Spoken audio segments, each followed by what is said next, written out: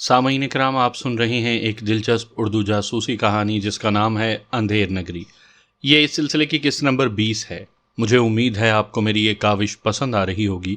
آپ نے اگر ابھی تک میرا چینل مائی وائس سبسکرائب نہیں کیا تو ابھی میرے چینل کو سبسکرائب کر کے بیل نوٹیفیکیشن آن کر لیجئے تاکہ آنے والی ہر نئی کہانی کی اطلاع بر وقت آپ تک پہنچ سکے۔ کمال سالے نے کہا، آپ یہ نہ سمجھیں کہ میری بیٹی پر کوئی آنچ آئی ہے۔ اس کمینے کو تو اس کے قریب آنے کا بھی موقع نہیں ملا، لیکن اس نے تمام اخبارات کو یہ لکھ بھیجا ہے کہ وہ صبح تک ان بہن بھائیوں کے ساتھ اس کوٹھی میں تھا۔ اگرچہ اس نے کھل کر کچھ نہیں لکھا ہے، لیکن اخبار پڑھنے والے تہہ تک پہنچ جاتے ہیں۔ یہ بتانے کی نہیں، سمجھنے کی بات ہے کہ وہ صبح تک وہاں کیا کر رہا تھا۔ نازا نے اس بات پر منہ پھیر لیا، سر پر آنچل اس طرح رکھا کہ چہرہ چھپنے لگا۔ کمال سالے نے کہا، میری بیٹی جان تو دے سکتی ہے مگر عزت نہیں دے سکتی۔ ہم عزت کی خاطر دشمن کو مار دیتے ہیں یا مر جاتے ہیں۔ جمال سالے نے کہا، میں چشم دید گواہ ہوں کہ میری بہن اس سے محفوظ رہی ہے۔ جب نازا نے دیکھا کہ راجہ نواز کوٹھی میں گھس آیا ہے اور میں اس سے لڑتے ہوئے اس کی پٹائی کر رہا ہوں تو یہ دوڑ کر اپنے بیڈ روم میں گئی، پھر دروازے کو اندر سے بند کر لیا۔ کاشف اکبر نے پوچھا، تم کب تک اس کا مقابلہ کرتے رہے؟ میں تو ساری رات مقابلہ کر سکتا تھا، لیکن اس نے ہاتھا پائی کے دوران میں دھوکے سے مجھے ہتھ کڑی پہنا کر کھڑکی کی جالی کے ساتھ پھنسا دیا۔ پھر تو وہ نازا کے بیڈ روم کی طرف گیا ہوگا۔ باپ نے کہا، ہاں مگر اندر نہ جا سکا۔ نازا نے دروازے کو لاک کر لیا تھا۔ راجہ نے دھمکی دی تھی کہ وہ فائرنگ کے ذریعے دروازے کا لاک توڑ دے گا، مگر میری بیٹی نے کھڑکی سے ایک خنجر دکھا کر کہا کہ اس کے آنے سے پہلے ہی وہ اپنے سینے میں خنجر گھونپ لے گی، اسے زندہ نہیں ملے گی۔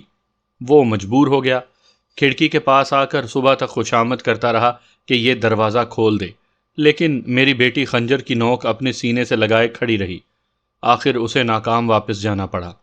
کاشف اکبر نے کہا، میں نازا کی پارسائی سے اور اس کی جان دینے والی دلیری سے متاثر ہو رہا ہوں اور وعدہ کرتا ہوں کہ 24 گھنٹے کے اندر راجہ نواز کو کتے کی موت ماروں گا۔ ملازم ایک ٹرالی میں چائے اور کھانے کی چیزیں لے آیا۔ کاشف اکبر نے انہیں کھانے کے لیے کہا۔ باپ اور بیٹا ایک ایک پلیٹ اٹھا کر کچھ کھانے کی چیزیں لینے لگے۔ کاشف اکبر ایک پلیٹ میں بسکٹس اور پیسٹری رکھ کر اپنی جگہ سے اٹھ کر نازا کے پاس آیا، اس کی طرف پلیٹ بڑھا کر بولا، تم پہلی بار میرے گھر آئی ہو، یہ لو، تکلف نہ کرو۔ نازا نے انکار میں سر ہلایا۔ وہ بولا، سائیں، آپ اپنی بیٹی کو بتائیں کہ میں نے کبھی کسی کے سامنے اس طرح پلیٹ پیش نہیں کی۔ یہ انکار کرے گی تو میری توہین ہوگی۔ باپ نے کہا، بیٹی تمہیں فخر کرنا چاہیے، اس ملک کی بہت بڑی شخصیت تمہارے پاس چل کر آئی ہے اور تمہاری میزبانی بھی کر رہی ہے۔ بھائی نے کہا، نازا انکار نہ کرو۔ باپ اور بھائی کی طرف سے شے ملتے ہی کاشف اکبر نے نازا کا ہاتھ پکڑ لیا۔ وہ ایک دم سے چونک گئی، لیکن اس سے پہلے کہ ہاتھ چھڑواتی، کاشف اکبر نے پلیٹ اس کے ہاتھ پر رکھ دی۔ نازا نے مجبور ہو کر دونوں ہاتھوں سے پلیٹ کو تھام لیا۔ وہ اپنے صوفے پر واپس آ کر بیٹھ گیا۔ نازا کا ہاتھ ابھی تک کاشف اکبر کی ہتھیلی میں گھل رہا تھا اور سوال کر رہا تھا کہ ہاتھ ایسا ہے تو پوری کی پوری کیسی ہوگی؟ وڈیرا کمال سالے نے کہا، صرف اسے قتل کرنے سے ہماری تسلی نہیں ہوگی، ہم چاہتے ہیں پہلے اسے ٹارچر سیل میں لے جا کر خوب اذیتیں دی جائیں، پھر اسے یونیورسٹی لے جا کر اسٹوڈنٹس کے سامنے نازا اور جمال کے قدموں میں گرنے اور معافی مانگنے پر مجبور کیا جائے۔ جمال نے کہا، جب تک وہ تمام اسٹوڈنٹس کے سامنے ہمارے قدموں میں گر کر ہماری ٹھوکریں نہیں کھائے گا، تب تک ہم یونیورسٹی میں سر اٹھا کر نہیں رہ سکیں گے۔ کاشف اکبر نے پوچھا، کیوں نازا، تم بھی یہی چاہتی ہو؟ وہ سر کے آنچل کو گھونگھٹ بنا کر منہ چھپانے لگی۔ اس نے کہا، جب سے تم آئی ہو میں نے تمہاری آواز نہیں سنی۔ بھائی، دشمن سے انتقام لینے کی بات ہے، کچھ تو کہو۔ باپ نے کہا، ہاں بیٹی، تم تو گرجنے اور برسنے والی لڑکی ہو، کسی کی چھوٹی سی غلطی معاف نہیں کرتی ہو۔ بتاؤ، اس غنڈے سے کس طرح انتقام لینا چاہتی ہو؟ وہ بولی، میں چاہتی ہوں اسے میرے حوالے کیا جائے۔ کاشف اکبر نے پوچھا، تمہارے حوالے؟ باپ نے پوچھا، کیوں؟ وہ سرد لہجے میں بولی، میں اسے اپنے ہاتھوں سے گولی مارنا چاہتی ہوں۔ کاشف اکبر نے خوش ہو کر کہا، آخر ہو نا وڈیرے سائیں کی بیٹی، مجرم کو اپنے ہاتھوں سے ہلاک کرنا چاہتی ہو۔ میں وعدہ کرتا ہوں تمہاری یہ خواہش ضرور پوری کروں گا۔ وہ تینوں چائے پینے کے بعد کاشف اکبر سے رخصت ہو کر اسی محل نما کوٹھی کے پورچ میں آئے۔ اپنی کار کی پچھلی سیٹ پر باپ بیٹی بیٹھ گئے۔ بھائی اسٹیئرنگ پر بیٹھ کر اسے ڈرائیو کرتا ہوا احاطے کے بڑے گیٹ سے باہر آیا، پھر ساحلی سڑک پر ڈرائیو کرتا ہوا اپنی ڈیفینس والی کوٹھی کی طرف جانے لگا۔ راجہ نواز ایک چھوٹی سی ٹیوٹا میں بیٹھا ان کا منتظر تھا۔ یہ معلوم کرنا چاہتا تھا کہ کاشف اکبر اسلام آباد سے آ کر ان کے لیے کیسے انتظامات کرنے والا ہے اور اس سے انتقام لینے کے لیے کیا کارروائی کی جانے والی ہے۔ اسے توقع نہیں تھی کہ نازاں بھی باپ کے ساتھ کاشف اکبر کے محل میں جائے گی۔ یوں جانے کا مطلب یہی سمجھ میں آ رہا تھا کہ اس نے بھی اپنے ایک رات کے مہمان کے خلاف شکایتیں کی ہوں گی۔ راجہ نواز دوسرے دن یونیورسٹی جانے سے پہلے دشمنوں کی چالوں کو سمجھنا اور اپنے لیے حفاظتی تدبیر کرنا چاہتا تھا۔ اس نے سوچ لیا تھا کہ ان کی خفیہ چال بازیوں کا پتہ نہیں چلے گا تو کل صبح تک جمال صالح کو اغوا کر کے اسے اپنے خفیہ اڈے میں قید کر کے یونیورسٹی جائے گا۔ اگر کاشف اکبر کے سیاسی غنڈے مسلح فوج کی صورت میں آئیں گے تو وہ انکشاف کرے گا کہ اس نے جمال صالح کو یرغمال بنا رکھا ہے۔ اگر اسے نقصان پہنچایا جائے گا تو پھر انہیں جمال صالح کی لاش ملے گی۔ وہ صوبائی پارٹی کے لیڈر رحمان چنّا کو بھی اغوا کر کے قیدی بنا سکتا تھا۔ ایسے کئی اہم مہرے تھے جنہیں وہ اپنی سلامتی کے لیے ڈھال بنا کر دشمنوں کی انتقامی کارروائیوں کو ناکام بنا سکتا تھا۔ لیکن اچانک ہی ایک ایسا واقعہ پیش آیا جس کی وہ توقع نہیں کر سکتا تھا۔ نازاں جس کار میں جا رہی تھی وہ رک گئی تھی۔ سامنے سے آنے والی ایک پجارو نے اس کا راستہ روک لیا۔ اس پجارو سے منہ پر ڈھاٹا باندھے ہوئے 4 افراد باہر آئے۔ ان کے ہاتھوں میں کلاشنکوف دیکھ کر پہلے یہی سمجھ میں آیا کہ وہ ڈاکو ہیں۔ لوٹنے کے لیے راستہ روکا ہے، لیکن انہوں نے کار کی پچھلی سیٹ کا دروازہ کھول کر نازاں کو کھینچ کر باہر نکالا۔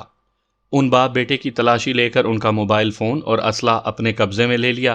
جمال سے کار کی چابی بھی چھین لی۔ اس کے ایک پہیے کو گولی مار کر ناکارہ بنا دیا۔ نازاں چیخ رہی تھی، اس کے منہ میں کپڑا ٹھونس دیا گیا۔ ایک قداور شخص اسے کاندھے پر لاد کر پجارو کے اندر لے گیا۔ پھر وہ پجارو سٹارٹ ہو کر ایک یو ٹرن لے کر وہاں سے جانے لگی۔ راجہ نواز ان سے کافی فاصلے پر اپنی کار میں تھا اور دور سے وہ تماشا دیکھ رہا تھا۔ ساحل پر کچھ لوگ تھے جو خوفزدہ ہو کر وہاں سے بھاگ گئے تھے۔ راجہ اپنی کار تیز رفتاری سے ڈرائیو کرتا ہوا ان باپ بیٹے کے قریب سے گزرتا ہوا پجارو کے تعاقب میں جانے لگا۔ بیچارے باپ بیٹے وہیں کھڑے رہ گئے۔ وہ کر بھی کیا سکتے تھے؟ کار کی چابی چھین لی گئی تھی، ایک پہیے کو بیکار کر دیا گیا تھا۔ وہ پولیس کو اور کاشف اکبر کو اطلاع نہیں دے سکتے تھے۔ ان سے موبائل فون بھی چھین لیا گیا تھا۔ جمال نے کار کی باڈی پر گھونسا مارتے ہوئے کہا، شٹ، ان کتوں نے مجھ سے اسلحہ بھی چھین لیا، ورنہ… باپ نے بات کاٹ کر غصے سے کہا، ورنہ تم اس ٹیٹی سے خودکشی کر لیتے۔ گدھے کے بچے، جب وہ پجاروں سے باہر آ رہے تھے تب ہی تم نے فائرنگ کیوں نہیں کی؟ بابا سائیں، وہ 4 تھے، میں ایک کو مارتا تو باقی 3 ہم دونوں کو مار ڈالتے۔ بکواس مت کرو۔ ایک گولی چلنے کے بعد وہ سب پجاروں سے باہر نکلنے اور ہماری طرف آنے کی جرات نہ کرتے۔ پھر تم کار کو ریورس گیئر میں رکھ کر ان سے دور ہو کر بہن کو بچا سکتے تھے۔ اب کیسے تعاقب کرو گے؟ کہاں سے بہن کو لاؤ گے؟ پتہ نہیں وہ کون تھے۔ صاف ظاہر ہے وہ راجہ نواز کے آدمی تھے۔ انہوں نے ہم سے رقم نہیں چھینی، صرف نازاں کو لے گئے۔ یہ صرف راجہ کی بدماشی ہے۔ وڈیرا جمال صالح نے کار سے ٹیک لگا کر دونوں ہاتھوں سے سر کو تھام لیا۔ جوان بیٹی کے ساتھ جو سلوک ہو رہا تھا اس کے بارے میں سوچ کر شرم آ رہی تھی۔ اس نے کاشف اکبر کے سامنے بیٹھ کر بیٹی کی شرم و حیا اور پارسائی پر فخر کیا تھا، اور یہ جھوٹ کہا تھا کہ بیٹی نے اپنے کمرے کا دروازہ اندر سے بند کر لیا تھا۔ راجہ نواز کے ہاتھ نہیں آئی تھی، لیکن اب کاشف اکبر سے اور پولیس والوں سے کہنا ہی پڑے گا کہ راجہ نواز اس کی عزت کی دھجیاں اڑانے کے لیے اس کی بیٹی کو کہیں لے گیا ہے۔ پچھلی رات سے نازاں کے ساتھ جو کچھ ہو رہا تھا اس کے نتیجے میں باپ بیٹے کا ضمیر بیدار نہیں ہو رہا تھا۔ وہ یہ نہیں سوچ رہے تھے کہ اپنے علاقوں میں غریب ہاریوں اور مزدوروں کی بہنوں اور بیٹیوں کے ساتھ کیا کیا کرتے آئے ہیں۔ ان کے دماغوں میں باپ دادا کے زمانے سے ایک ہی بات سمائی ہوئی تھی کہ وہ اپنی غریب رعایا کے ساتھ بدترین سلوک کرنے کا حق رکھتے ہیں۔ پولیس اور قانون صرف ان کی بہنوں اور بیٹیوں کے تحفظ کے لیے ہے۔ یہ کہاوت درست ہے کہ بڑی مچھلی چھوٹی مچھلی کو کھا جاتی ہے۔ وڈیرا کمال صالح اپنے علاقوں میں بڑی مچھلی تھا اور وہاں کی چھوٹی مچھلیوں کو کھا جایا کرتا تھا۔ شہروں میں کاشف اکبر بڑی مچھلی تھا، اس کے آگے وڈیرا جمال صالح چھوٹی مچھلی تھا، اور یہ سمجھ نہیں سکتا تھا کہ کاشف اکبر ایک بڑی مچھلی بن کر اسے کھا سکتا ہے، بلکہ کھانے کے انتظامات کر چکا ہے۔ اس نے فون پر رحمان چنّا سے پوچھا، میرے شکار کے لیے کیا ہو رہا ہے؟ سر، آپ کا حکم سنتے ہی تعمیل ہو جاتی ہے۔ ابھی ایک بندے نے فون پر اطلاع دی ہے کہ اسے اٹھا لیا گیا ہے۔ ان باپ بیٹے کی کار ناکارہ بنا دی گئی ہے اور ان سے موبائل فون بھی چھین لیا گیا ہے۔ وہ 45 منٹ میں اسے آپ کے پرائیویٹ بنگلے میں پہنچا دیں گے۔ ان اغوا کرنے والوں سے کہو نازاں کوئی گڑبڑ کر سکتی ہے، اسے اس طرح دہشت زدہ کیا جائے کہ وہ چیخنا چلانا بھول جائے اور ایسی رکاوٹیں پیدا کی جائیں کہ اسے فرار ہونے اور اپنے باپ اور بھائی کے پاس واپس آنے کا راستہ نہ ملے۔ میں نے چھٹے ہوئے بدماشوں کو یہ کام دیا ہے، ہم ان سے پہلے بھی کئی بار کام لے چکے ہیں، نازا ان کے شکنجے میں بھیگی بلی بن کر رہے گی۔ پجاروں کے اندر وہ بلی 4 کتوں کے درمیان سہمی ہوئی تھی۔ انہوں نے دھمکی دی تھی کہ منہ سے آواز نکالے گی تو اسے گولی مار دی جائے گی۔ وہ لوگ چہروں سے ہی جلاد دکھائی دے رہے تھے، ان کی خونخوار آنکھیں اور سخت لہجہ کہہ رہا تھا کہ وہ جو کہتے ہیں وہ کر گزرتے ہیں۔ ان کی گاڑی شہر کی شاہراہوں پر دوڑ رہی تھی، پھر وہ نیشنل ہائی وے پر جانے لگی۔ ان راستوں پر گاڑیوں کی آمدرفت تھی، اس لیے ان چاروں کو یہ معلوم نہ ہو سکا کہ ایک ٹیوٹا ان کے تعاقب میں ہے۔ راجہ نواز نے موبائل کے ذریعے امیر حمزہ سے رابطہ کیا۔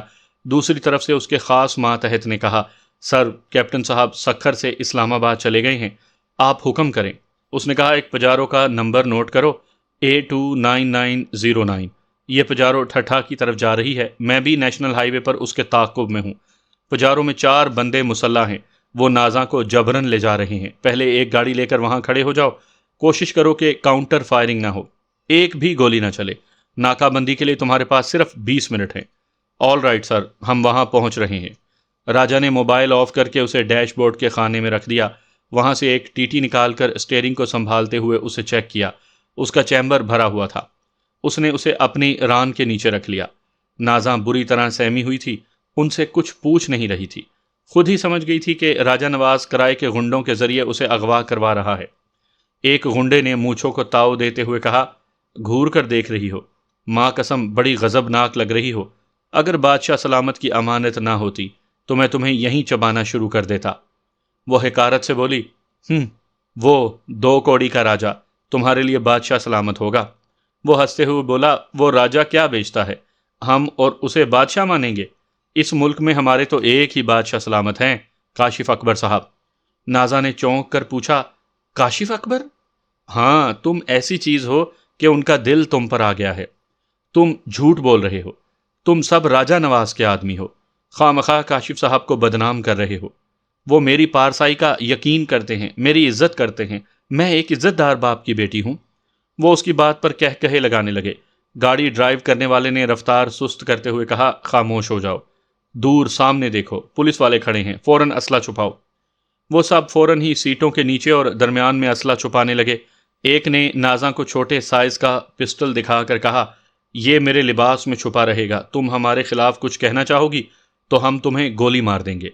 پھر اس نے ڈرائیو کرنے والے سے کہا، افسر چیکنگ کے لیے آئے تو اسے چنا صاحب کا کارڈ دکھا دینا، اگر وہ چنا صاحب کا زر خرید نہیں ہوگا تو پھر اسلحہ استعمال کرنا پڑے گا۔ پجارو سست رفتاری سے چلتی ہوئی پولیس افسر اور سپاہیوں سے کچھ فاصلے پر رک گئی۔ اسی وقت راجہ نواز کی کار قریب آ گئی تھی۔ ایک افسر 2 سپاہیوں کے ساتھ چلتے ہوئے پجارو کے قریب آیا۔ 2 سپاہی پجارو کے دونوں اطراف کھڑکیوں کے پاس آئے۔ وہ چاروں توقع کر رہے تھے کہ ان سے کچھ پوچھا جائے گا، لیکن سپاہیوں نے اچانک اپنی اپنی جیب سے ایک اسپرے کین نکالا اور کھڑکیوں کے راستے پجارو کے اندر بے ہوشی کی دوا اسپرے کرنے لگے۔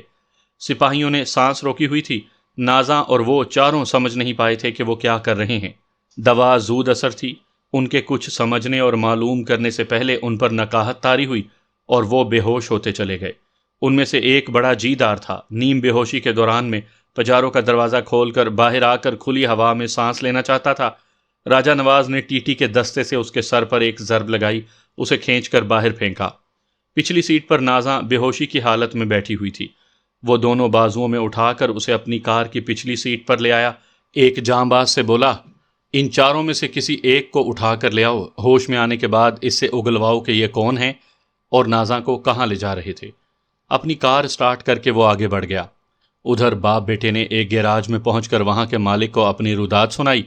مالک نے ایک مکینک کو اوزار کے ساتھ کار لانے کے لیے بھیج دیا۔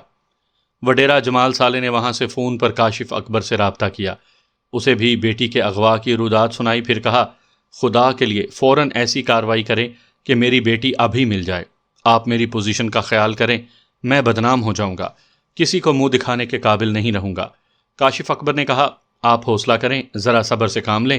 اسی بدماش راجہ نے نازاں کو اغوا کیا ہے، میں اسے پاتال سے بھی ڈھونڈ نکالوں گا۔ آپ کی بیٹی آپ کے حوالے کروں گا اور راجہ نواز کو گولی مار دوں گا۔ میں چاہتا ہوں ابھی پولیس والوں کو خبر نہ ہو، میری عزت کا معاملہ ہے۔ اخبارات میں میری بیٹی کی تصویریں چھپیں گی، اس کے بارے میں طرح طرح کی باتیں بنائی جائیں گی۔ میں سمجھ رہا ہوں کہ آپ کیسی مشکل میں پڑ گئے ہیں۔ آپ کی عزت ہماری عزت ہے۔ ہم نہایت رازداری سے نازاں کو واپس لائیں گے۔ میں اپنی کوٹھی میں ہوں اور آپ کے فون کا انتظار کر رہا ہوں۔ کاشف اکبر نے اسے خوب جھوٹی تسلیاں دی، پھر فون بند کر کے فاتحانہ انداز میں مسکرانے لگا۔ دل اس بات پر ملامت نہیں کر رہا تھا کہ وڈیرا جمال صالح اس کی پارٹی کا وفادار ہے اور اسمبلی میں اس کے حمایتیوں کی تعداد بڑھانے کے لیے 3 MNA سپلائی کرتا تھا، اور وہ ایسے حمایتی اور وفادار کی بیٹی کا اغوا کر چکا تھا۔ ایسی کمینگی کے وقت دل اس لیے ملامت نہیں کرتا کہ پارٹی سے وفاداری کرنے والوں کو زمینیں الاٹ کی جاتی ہیں، کروڑوں روپے کے ٹھیکے دیے جاتے ہیں، بینکوں سے اربوں کے قرضے دلائے جاتے ہیں۔ ایک سیاستدان پوری قوم کا خون نچوڑ کر انہیں دیتا ہے، اس لیے ان کی بہن اور بیٹی کو اپنے بیڈ روم میں لے جاتے وقت نہ شرم آتی ہے، نہ ہی دل ملامت کرتا ہے۔ تقریباً 1 گھنٹے کے بعد رحمان چنّا نے فون پر اسے مخاطب کیا۔ سر، گڑبڑ ہو گئی ہے۔ کوئی نازاں کو ہمارے آدمیوں سے چھین کر لے گیا ہے۔ کون نازاں کو لے گیا ہے؟ آپ تو کہہ رہے تھے کہ وہ چاروں مسلح ہیں اور پہلے بھی بڑے تیر مار چکے ہیں۔ سر، مجھے یقین ہے راجہ نواز اسے لے گیا ہے۔ ابھی ان چاروں سے میرا رابطہ نہیں ہو رہا۔ ان کے پاس جو بھی موبائل فون تھا، اس فون پر ایک اجنبی سے رابطہ ہوا تھا۔ وہ کہہ رہا تھا کہ اس نے ان چاروں میں سے ایک کو قیدی بنا لیا ہے۔ اس نے سچ اگل دیا کہ وہ لوگ نازاں کو آپ کے لیے اغوا کر کے لے جا رہے تھے۔ کیا اس اجنبی نے اپنے بارے میں کچھ نہیں بتایا؟ سر، میں نے ایک بار امیر حمزہ کی آواز سنی تھی۔ اس فون والے اجنبی کی آواز اور لہجہ کچھ ویسا ہی تھا۔ ابھی آپ یقین سے کہہ رہے تھے کہ راجہ نازاں کو لے گیا ہے، اور اب کہہ رہے ہیں کہ اس کی آواز اور لہجہ امیر حمزہ جیسا تھا۔ سر، ہم تو شروع سے شبہ کر رہے ہیں کہ امیر حمزہ اور راجہ نواز ایک ہی شخص کے 2 نام ہیں۔ وہ کبھی یہ اور کبھی وہ بن کر ہمارے لیے مسائل پیدا کر رہا ہے۔ آپ ہمارے ہر دل عزیز صحافیوں اور اخبارات والوں سے رابطہ کریں۔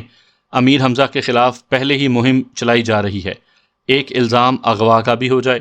جی سمجھ گیا۔ کئی میڈیاز کے ذریعے اس پر کیچڑ اچھالی جائے گی اور عوام کو یہ بھی بتایا جائے گا کہ وہ بہروپیہ ہے، کبھی امیر حمزہ کے نام سے اور کبھی راجہ نواز کے نام سے واردات کرتا رہتا ہے۔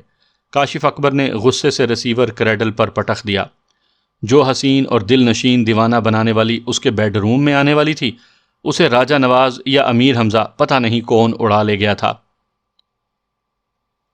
میں نے پچھلی رات امی کی ڈائری پڑھی تھی اور ان کی شخصیت سے متاثر ہو رہا تھا۔ ان کی زندگی کے حالات معلوم کرنے کے باوجود کچھ اور باتیں معلوم کرنے کے لیے رہ گئی تھیں۔ میں نے فون کے ذریعے مراد چنگیزی سے معلوم کرنا چاہا۔ اس نے کہا کہ میری امی نے مجھے آرام سے سو جانے کی ہدایت کی ہے۔ میرے ذہن میں جو سوالات ہیں ان کے جوابات بعد میں مل جائیں گے۔ صبح 5 بجے موبائل فون کے بزر نے مجھے جگایا۔ میں نے اس کا بٹن آن کر کے پوچھا، ہیلو؟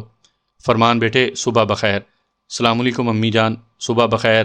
انہوں نے سلام کا جواب دیا، دعائیں دیں، پھر کہا، چنگیزی کہہ رہا تھا کہ میری ڈائری پڑھنے کے بعد بھی تمہارے ذہن میں کچھ سوالات ابھر رہے ہیں۔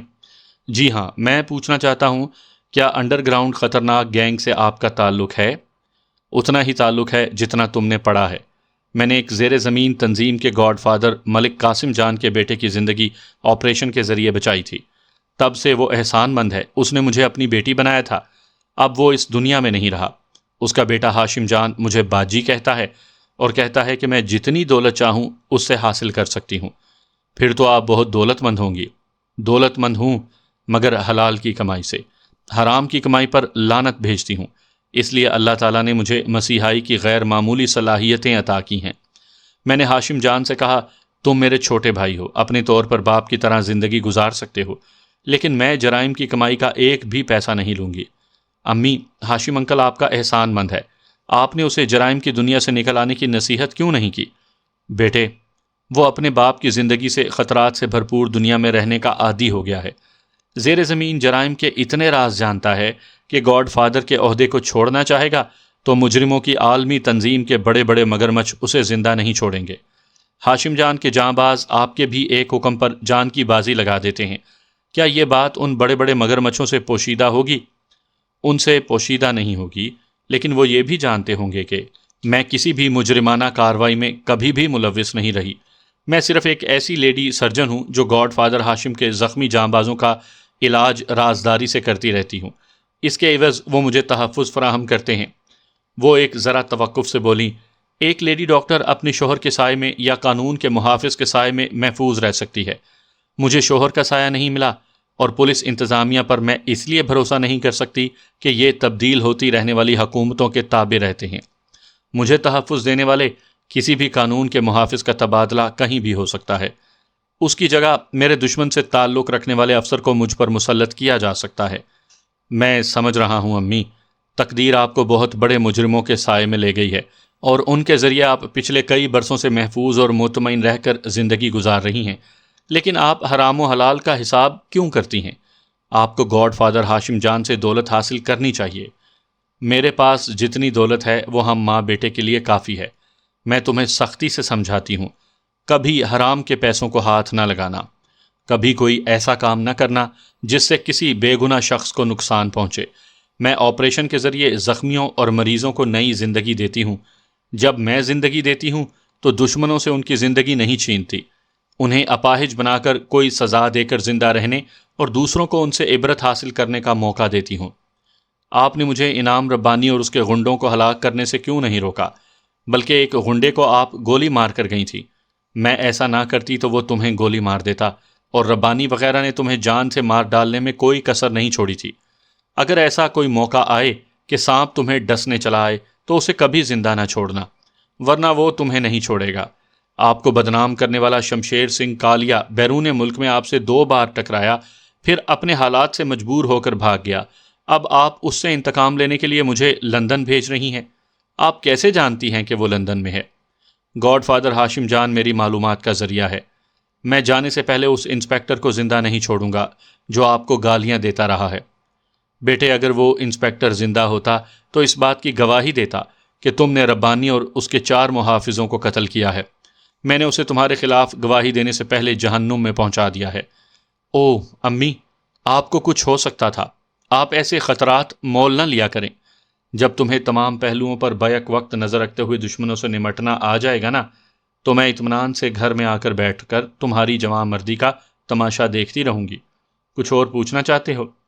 آپ نے اپنی سوکن اور اس کے سمپولیوں کو کیوں نظر انداز کر دیا؟ کیا اس لیے کہ وہ ابو کے کاروبار اور جائیداد سے محروم ہو گئے ہیں اور اس طرح انہیں اپنے کیے کی سزا مل چکی ہے؟ ہاں، قدرت سزا دے رہی ہو تو انسان کو دور سے دیکھنا اور سبق حاصل کرنا چاہیے۔ وہ لوگ بالکل ہی کنگال ہو گئے تھے، لیکن اب ان کے حالات بدل گئے ہیں۔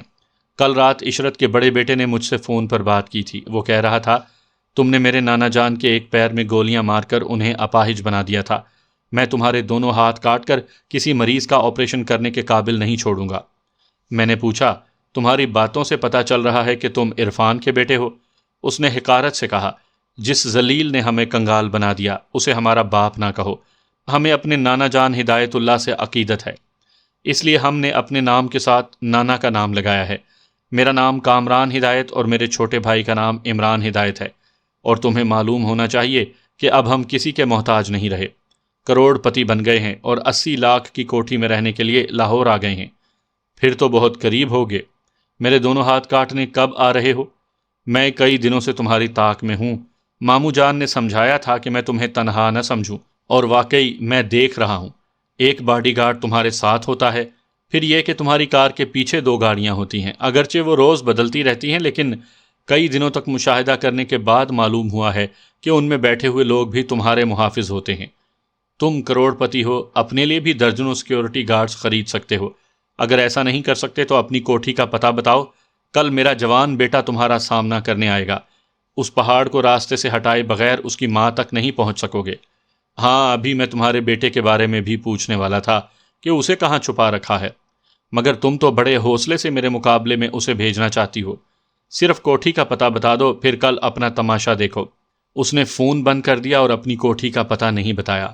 اس کی بزدلی ظاہر ہو چکی ہے، وہ کبھی تنہائی میں مجھ پر حملہ کرنے کی طاق میں ہے۔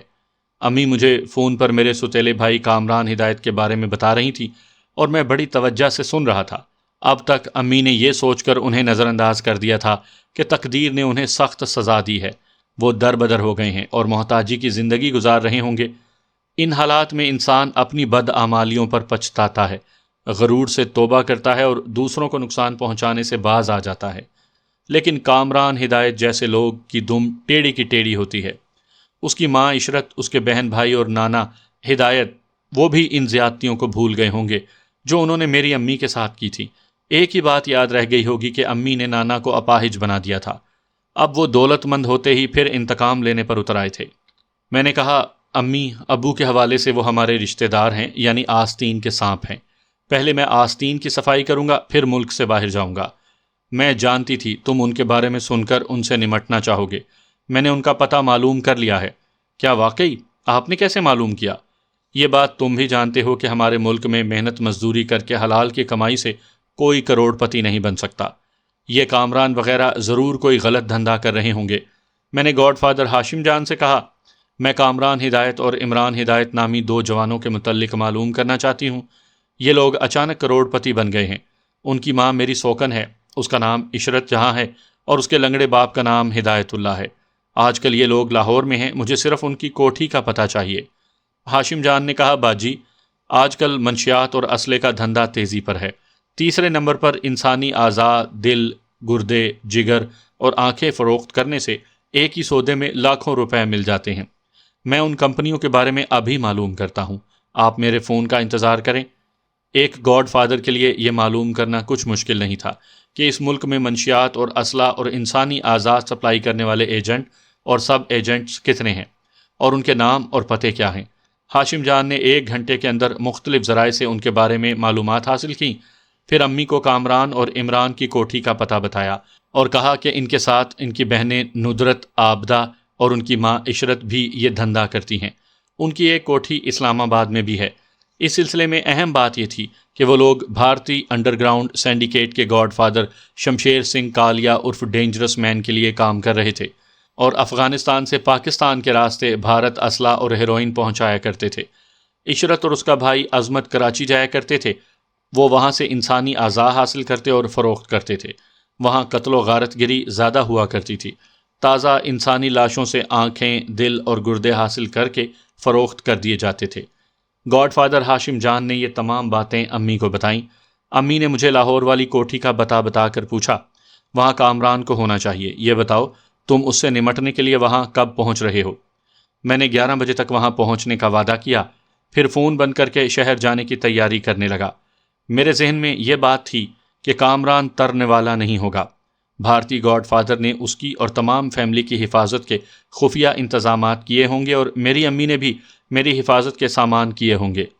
یوں تو خطرات سے کھیلنے والے سبھی محتاط رہتے ہیں اور اپنے تحفظ کا مکمل سامان کرتے ہیں، لیکن تقدیر بھی اپنی طرف سے بہت کچھ کرتی ہے، اور لوگ یہ بھول جاتے ہیں کہ جب تقدیر کا وار چلتا ہے تو تمام تدبیریں دھری رہ جاتی ہیں۔ کامران اپنی کوٹھی میں چھوٹی بہن عابدہ کے ساتھ تھا۔ اسے ایک کارندے کا انتظار تھا جو اس کا مطلوبہ مال لانے والا تھا۔ اس کی بڑی بہن ندرت اپنے نانا کے ساتھ اسلام آباد میں تھی۔ عشرت اپنے دوسرے چھوٹے بیٹے عمران کے ساتھ کراچی گئی ہوئی تھی۔ عابدہ ایک بڑے سے صوفے پر لیٹی ہوئی فون پر اپنے بوائے فرینڈ سے باتیں کر رہی تھی اور اس سے کہہ رہی تھی، جو مال یہاں آ رہا ہے تم اسے پہنچانے میرے ساتھ قصور جاؤ گے۔ وہاں سے دوسرے لوگ وہ مال لے کر بارڈر پر جائیں گے۔ وہ خاموش رہ کر دوسری طرف کی باتیں سننے لگی، پھر بولی، مجھ سے بزدلی کی باتیں نہ کرو، تم خطرے کی بات سوچ رہے ہو، کیا میری کوئی اہمیت نہیں ہے؟ یہ کیوں نہیں سوچتے کہ قصور تک ہمارا سفر کتنا رومانٹک ہوگا؟